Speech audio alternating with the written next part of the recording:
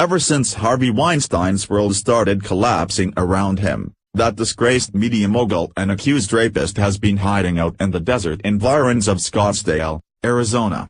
However, in spite of disguises, an entourage and various other forms of subterfuge, the schlubby degenerate still hasn't been able to avoid negative attention.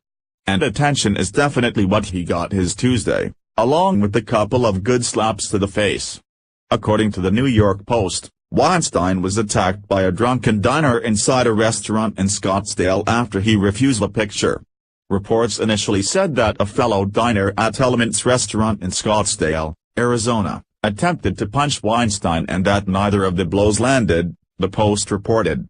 Trending, Don Jr. destroys on BC after it claimed Oprah was our president. But video subsequently posted by TMZ shows that the irate customer gave a disheveled-looking Weinstein 2 quick backhanded slaps to the cheek.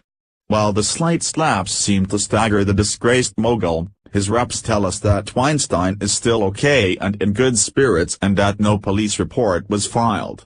The fight, such as it was broken up by a man identified as Weinstein's sober coach. Those familiar with the Weinstein saga will recall that he attended sex rehab for a week in the Arizona desert, after which he was miraculously pronounced cured. After a media outcry, Weinstein decided to stay in Arizona for further sex rehab. So now he apparently trots around town with a sober coach to ensure he doesn't get intoxicated on trying to rape women. Allegedly, cough cough. Speaking of sober coach, it appears that the individual who slapped Weinstein could probably use it a bit more than he could. The full video is here. It contains a goodly amount of profanity, viewer discretion is advised, and it shows a man who clearly ought to have known when to say when. Do you think Harvey Weinstein should go to jail? Yes, no. Completing this poll entitles you to our news updates free of charge. You may opt out at any time. You also agreed to our privacy policy in terms of use. According to reports, the slapper had originally approached Weinstein's table for a photo. After Weinstein demurred, the man returned to confront the disgraced mogul, this time with his friend filming him. "Don't do that, man, don't do that," the mogul can be heard saying.